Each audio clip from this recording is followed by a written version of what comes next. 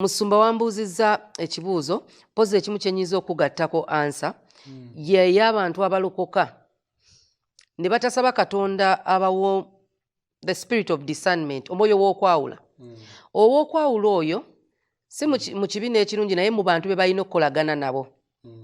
Musumba teri kiremesezza abamu bannaffe abalokole nga kubanga balina emikwano egitakoppa Kristo. Kubanga Bayibuli yo terimba mikwano embi gyono n'empisa ennungi. Bw'oba n'omukwano nga teguyimitatinga Christ kyangu naawe okuba bw'otyo. So emikwano gino gijje bangi nnyo oba giseseetudde bangi. So naye eyo nga bw'oyogedde nti abantu abakulu, Musumba tulinayo abantu abakulu abataalokoka wabula beegomba Yesu by'agaba nga tebasobola mmugoberera na kutambula oba obulamu bw'ogambye obwa Kristo.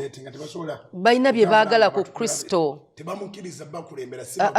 Si bagoberezi be, balina bye bamwagalako. Tebanywa musaayi gwe, tebaalya nnyama ye. Tebakkiriza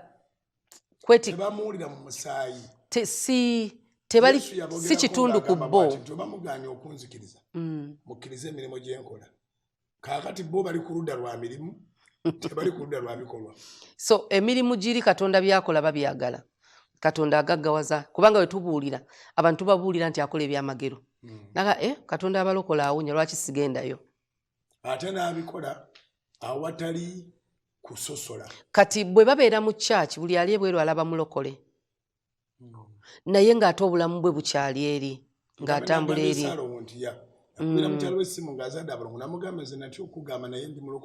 Ali ansabira kwa prayer kati kyangu musanga bw'aba badde anywamu bw'aba badde akola ki abalokoka Bujjingo ndowooza banywa kubanga yamugamba entiisa yokka.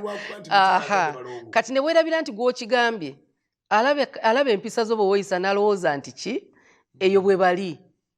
So abantu abakulu tulina obuzibu nti twesalirawo genda n'okuvaayo. Omwana omuto omugamba tojja fuluma tafuluma. Naye omuntu omukulu mu kyaki azze alokose naye okweyisa kusalawo. Enneeyisa kusalawo obusazi n'ogamba kanzikirize mbite byonna ngoberere Kristo. Kanzikirize neetikka omusalaba ye yeetikka guli ogw'olulimi tugira naye n'ogamba kale ogw'obwavu kangira ngwetikka mpola mpola naye nga ngoberera Kristo.